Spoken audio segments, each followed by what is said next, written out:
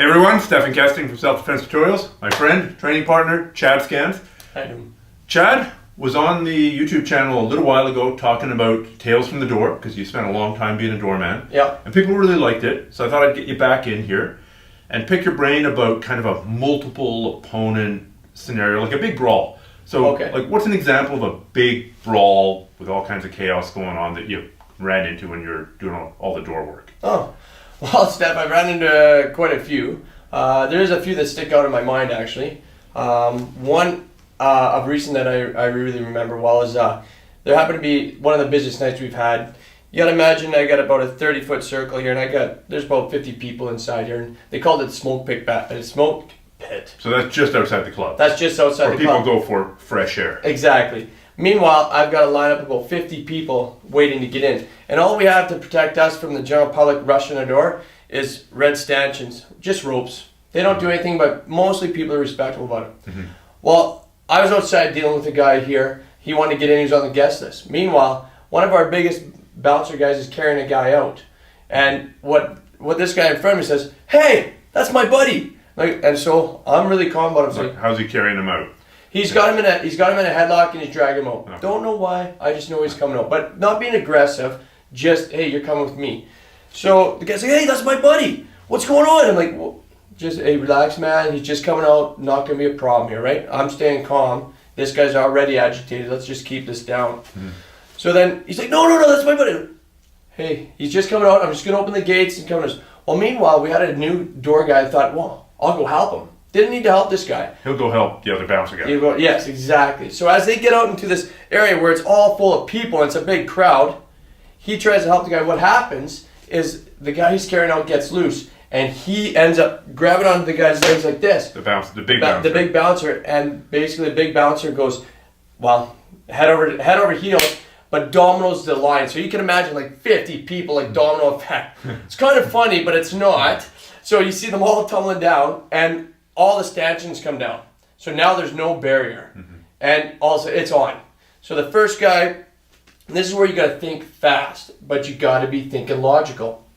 So the first guy that I was talking to decides he's going to go attack my buddy that's on the ground. So you see him, and it's right on video, you see him jumping to go hit him, and that's my first thing. No, protect your buddies at all costs. So in I came right away, locked him up, launched him into Granville Street. Then the next guy coming, he was coming to hit me. You see one of our smallest doormen comes in, flies like Jimmy flies Snuka, and takes him down because he had my back. The guys I had with, they always had my back, which was good. Mm-hmm. So then I end up in Granville Street, locked up with a guy. But the whole thing is, I'm calm, I'm relaxed, I know what's going on. But if I escalate this and I just start swinging, then everybody's got to be fighting. And this is going to be a bigger issue than it needs to be. So as I got the guy locked up, and I've got his head cranked down here, and I got his arm locked here so he can't, and I'm whispering and telling him in his ear, like, "Hey man, it's all right, just relax. I don't want to hurt you. I don't want to fight. We just want to solve this issue." What I don't realize in this moment in time is I think a guy's trying to choke me, but I was told later that a guy's punched me in the back of the head. So after about the third time, I finally lost my cool, what I thought was lost my cool, and I threw this guy, I turned around, and I grabbed this guy, and I squared off, and the words I said I probably shouldn't even repeat. But I thought, holy cow, I just lost my cool, and my boss, I'm going to be fired. So... Because you're not allowed to just go and start drifting people. No. As a bouncer. And it's kind of a misconception. It also, is. Yeah, ripping someone's throat out Roadhouse-style is also frowned upon, I bet. So as much as I like Dalton, and as much as I love Roadhouse, yes, that doesn't happen. So here we are in the middle of Granville Street. There's cars stopped everywhere. There's crowds everywhere. But I still can think logically here. But I just Even though you're steamed. Even though I'm steamed, I still know that I'm working here, and I'm like, my boss is going to kill me for this, but that's it. It's on. So I just basically, I see the guy there, and I've already got it in my head what's going to happen. And it's like a premonition. I already knew where I was going and what I was going to do. What were you going to do? Well, this guy had nice scraggly long hair, and I was just going to reach out, yank him down, and I was just going to pop him a few ones like that, and then I was going to choke him and leave him. I had that already seen there. And just as we're squaring off like that, and everyone's out, security happened to be walking by. Out of nowhere, it was bar watch. And I'm telling you, that guy and those people were lucky that day. But the biggest thing was is when I was there, I was thinking logical even though this stuff's going on. I was just, okay, I'm processing everything fast, but I'm adapting to my situation. Okay. Right? So what allows you to keep on thinking in that it's an adrenal situation? If you measure your blood adrenaline levels, they'd be going up for sure.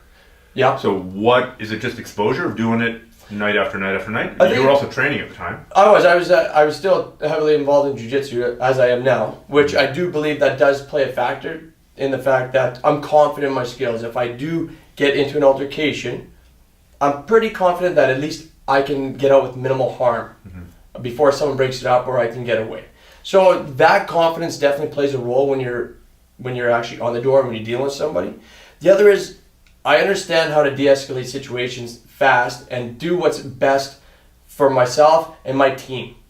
So as much as you may want to take this guy out and teach him a lesson, is it going to be beneficial for me or the team that I'm trying to protect here? No. So that's my first and foremost priority. Even though you just said you were ready to drift this particular guy. 100%. So yeah. But I mean, you were in hundreds of minor confrontations that didn't escalate. Oh, for sure. Right? And the biggest thing to take away whenever you're dealing with people or they want to come at you or they're angry, mad, de-escalate. Yeah, de-escalate it. If you're not getting mad, he can't stay angry for how long? If you are paraphrasing, if you're talking to him, you're deflecting. I'm gonna bring the situation from here down to here because we all know, especially in today's world, that guy could be packing a knife, a gun, anything. You don't know. So I think fighting is probably the absolute last resort unless you have to. And if you have to, my opinion, strike fast first and strike fast. Action beats reaction. And if you know it's going to go, just get her straight to the throat. There you go. Yeah. So in an average week of working, like how many times did you lay hands on someone? Like I worked in the bars, let's say every weekend. And I say in 1 month, so that's 8 shifts, probably once or twice, a month. But it wasn't really laying hands on people. It's like, we would take 15 minutes to talk you to walk you out because we don't want the altercation. Also, when people know where you work every night, if I do something that really, if I lay somebody out or I beat on them hard, chances are they might want to come back for retribution, and I don't want that. So, and they're still people. So you treat them like human beings, right? And be respectful to them. And even though they're drunk or belligerent or they've done something stupid, most people realize, they treated me pretty fair. If I treated you like a human, like a person would want to be treated, most people never had problems coming back. And that worked in Cognizant when I was dealing with more, say, gang members from North Van and that kind of stuff. And I'd see them in the bars after I've tossed them out physically, after I've choked them out physically, but I never did anything after. They'd always come up and say, hey. And I always had to put my back to the wall just in case because I could recognize people. And they'd say, hey, you know what? You were always good to us. You always treat us well. I appreciate it. All right. And so when I was out drinking, I didn't have to worry about watching my back all the time because I treated people like I would want to be treated if I was out of control. Well, I guess it also kept you on the right side of the law as well, because just because you're a bouncer doesn't mean that you can go punching people in the throat. Yeah, very much so. You must have had guys like that who thought that this was a license to throw down. In the earlier days, sure, but then I got with the team we had here. The last thing we ever wanted to do was punch anybody or assault anybody. That's another reason we don't want to go to court over this. We don't want to get an assault charge. It's not a license to kick ass and take names. That has nothing to do with like back in the day or you take like Roadhouse. That doesn't happen, right? It does happen in some bars, but I'm not going to be the catalyst of that and being sued or charged for something that just for working a job, right? So yeah, no, that does happen. There's no doubt. But the crew I was with, probably one of the I'd say the toughest door crew in Ground Street at the time. And ones that never threw punches or had to prove how tough they were. And that worked to our benefit. All right. So just as a takeaway here, because most people who are watching this are never going to be working the door of a club or the door of a bar, but they could end up in a situation where there's lots of chaos and lots of people. Kind of what's your key message, your core takeaway here for people who might end up in a potential multiple attacker situation? Avoid it at all costs. Don't be trying to flare your chest with other people. If you are in a possible situation like that, try and talk your way out of it and treat the person the way you want to be treated. And if it's going to happen, you know it's going to happen. Strike and run if you can, right? That'd be the easiest way to think about it. Last thing I want to do is get 2-on-1, 3-on-1, 4-on-1. You're not going to win. I don't care how good you are. You will not win. So avoid it at all costs. And when they're getting angry, mad, stay even keel.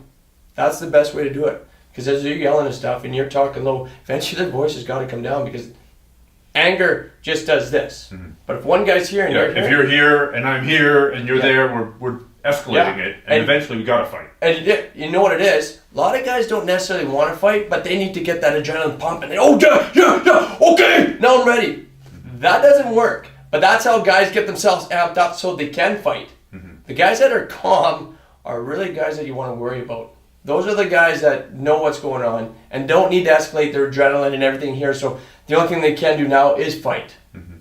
So, avoid it at all costs. If you see a situation that might happen like that, before that even happens, leave the bar. If you got somebody that's eyeing you and you're getting the bad vibe, just go. It is not worth sitting around. Doesn't matter if you know you can take them out. Just avoid it at all costs. Well, having been involved in both legal battles and multiple surgeries, take a lot of time and a lot of energy. And I would second that. Just leave. But the trouble is, people are interested. Like, they're all got looky-loos, right? Look, a fight's about to happen. Well, the trouble is, once that fight starts happening and there's multiple people, they're not going, oh, this guy, he was just watching. Yeah. No, he's there now. I'm going to hit him now. Remember, and when the cops come, they're not going to go, I'm going to pepper spray him, but not him because he was just watching. I'm going to pepper spray. I'm going to pepper spray everybody. So, no, you're totally right. And you're guilt by association. I know that I can't stand by and watch a guy that's getting, if it's one-on-one, I can let it be as long as he's not just getting demolished. If it's 2-on-1, I can't stand by and watch, whether it's in a bar or somewhere else. I go and help. Mm-hmm. So if I see possible situation already arising, I'd rather just leave so I don't have to put myself in that situation, because I don't want it anywhere near fights, nothing. And I'll tell you, going out in bars for the last 20-something years, I rarely have found anyone that wants to create a problem with me or my buddies. Ironically so, I do have buddies that are dazzling. They can't see. My old true religions and bling that I wear from back in the day. But and it did happen. But I have other buddies that if you go out with them, they regularly find trouble, and I don't get it, because they're looking for it at a certain level. There's no doubt at a certain level, and it seems to find them, and it doesn't find me, and I can go do whatever I want, and I can see any situation arising like that, and I'm already gone. Okay. One last question. Yeah. So, police say that one of the most dangerous situations to intervene in is a domestic dispute, or where a man and a woman are fighting, the police come, they're talking to the guy, all of a sudden the woman is attacking them as well. And I've certainly tried to intervene between men and women, and it's an incredibly dangerous situation, in part because it has the potential of becoming a 2-on-1, and in part because when an angry man is dealing with a woman, and you intervene, now he can take all that rage that maybe he wasn't punching his girlfriend in the teeth, but now you're there, and by God, now he can punch somebody in the teeth. So you must have intervened in the bar in sort of domestic disputes, guy and girl. How could you talk that one down? Because that's, in my experience, that's a really tough one, and many cops that I've talked to, that's a really tough one. So, yeah, you're not kidding. That is extremely tough. I mean, I have seen it, and you don't ever want to see it. And sometimes I've seen it where the girl is laying the boots to the guy. You know what? The best thing is, whenever you deal with a situation, never put your hands on anybody unless it's absolutely necessary. Because as soon as you put your hands on there, it's a direct threat. Right? But a lot of times, voice of reason makes a big difference. Whether you see it in a bar, whether you see it on the street or whatever, you want to intervene, especially in that one.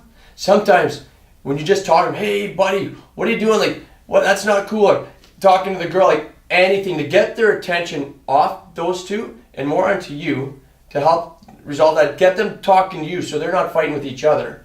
Maybe they're having now a little bit of an argument with you, but that's the best way to do it. The one good thing though, when you are working the bar, you do have teammates. So if that does go and you have to, you lock them both up.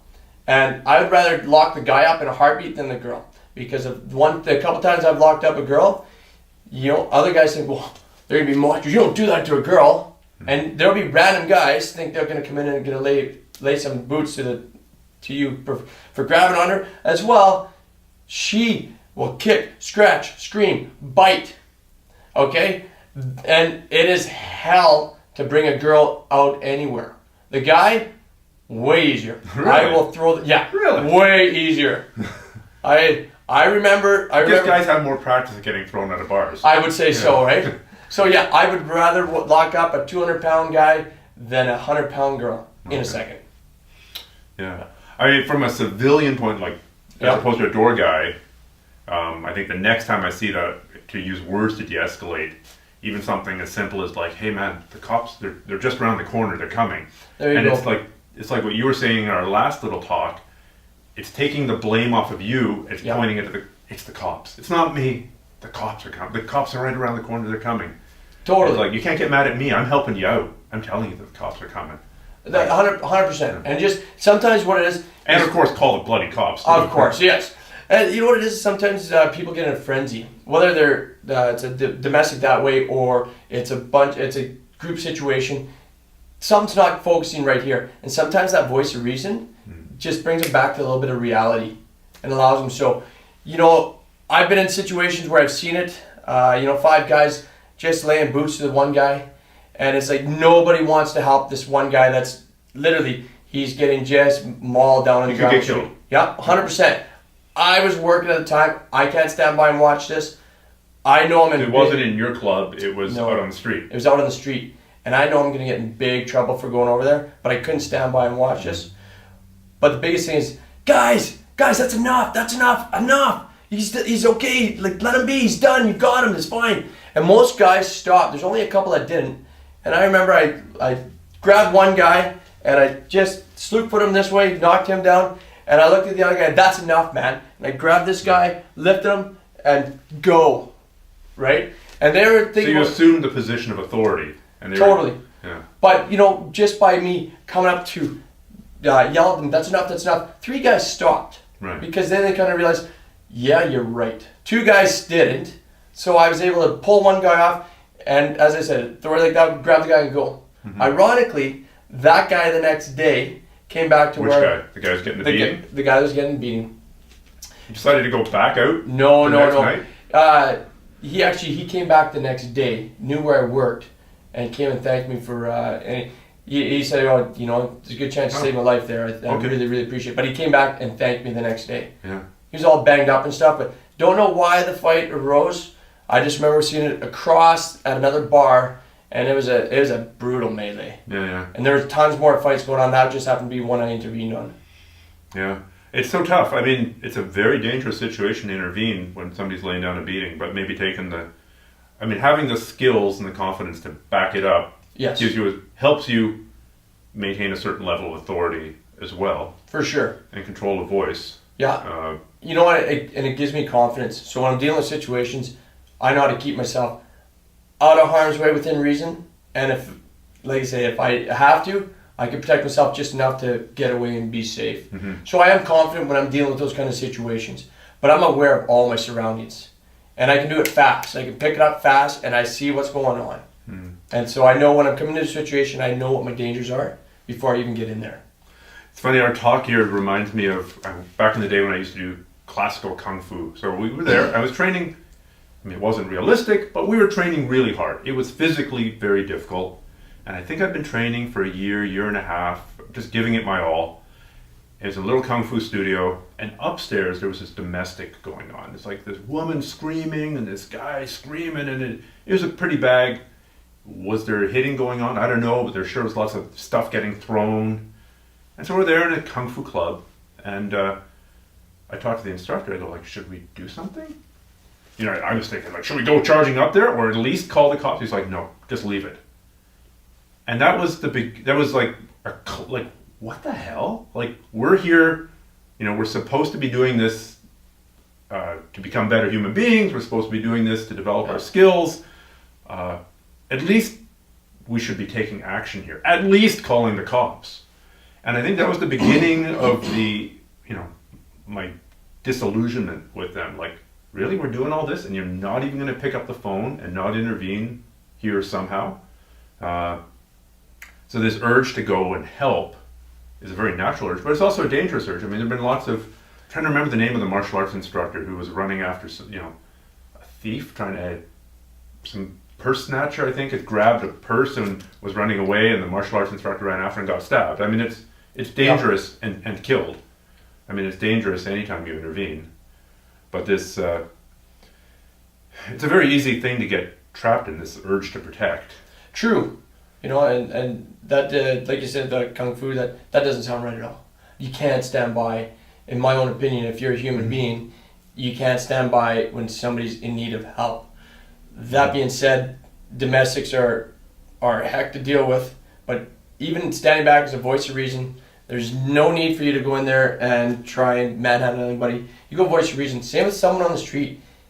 You know, you gotta imagine, and this is how I always imagine it, and I know some people don't think I should think this way, but whoever's in trouble, that could be your brother, your sister, your mother, your dad, your niece, nephew, could be someone related to you, but regardless, that is somebody else's kid. Right. So, you know, I would hope that if it was my kid, if I had a kid, that somebody's going to be there to help him. That's my Even brother. if he made a bad decision that night and got drunk and spat in someone's face, he doesn't deserve to die. No, and that's it. So that is somebody else's sibling. So you gotta, as a human being, you should feel the urge to help. Now, getting physically involved, I don't recommend it all the time, because nowadays people got everything and your life is just as precious. But that voice of reason, yelling, calling cops, tell them to do something, just try to get them out of that state of mind is important, rather than, oh, well, he deserves it, or I'm just going to leave this. So it's not a binary of jump in there and reverse punch to the chest versus do nothing. Definitely not. Standing there and even yelling is doing something. Just doing something. And that's all I can ever stress to anybody. I don't stress you to go in there and try to be Chuck Norris or try to be Schwarzenegger and manhandle everybody. It won't work. Mm-hmm. I can't do that with everybody, but I'm definitely going to do something. Even with those pipes. Well, I appreciate it. It's all show, no go. It's daily synthol injection. Yeah, whatever makes him look good, right? Yeah. It's I rubbed on some tanner earlier. You know. Awesome. This is gonna be awkward when we train. My work's gonna come off all over my white gi, but some good bronzer. No, awesome. Yeah, no, it's a good point that there's an intermediate step between doing nothing and jumping in there and physically applying an arm bar. Yeah. And that's using your voice. You know, use your words. So that's where we're ending. You know. Yeah, use your words. It's important. I was in a preschool once. There was a sign on the wall and said like, it's okay to be mad. It's not okay to be mean. Talk, don't hit. So maybe that's what, I was going to turn that into a t-shirt. That's a great martial art t-shirt. It's not bad. Yeah. It's not bad. I like that. Talk, don't hit. Yeah. Sometimes you don't need to talk, and sometimes you will hit. Yeah. But I think as a general rule. As a general rule, as a starting point. That is actually a good saying. I like it. Awesome. Well, thanks so much, man. Hey, anytime. You're welcome, Steph.